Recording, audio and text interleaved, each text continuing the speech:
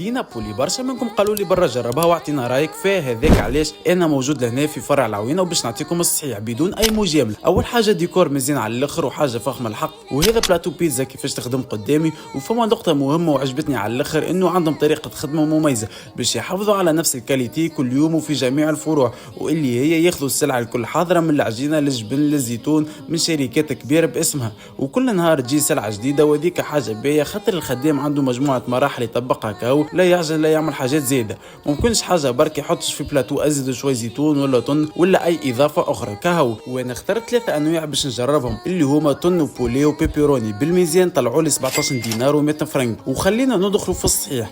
اول حاجه الباط باهيه على الاخر وبنينه، وحتى جبن من منظر وظاهر كاليتي باهيه كيفاش يتجبد. بالنسبه لباقي الاضافات مرقلين من الطن للبيبيروني للبولي. بالنسبه لي انا شخصيا عجبتني البولي اكثر واحده بعد البيبيروني، وفي الاخر الطن. وباش نعطيهم تقييم 9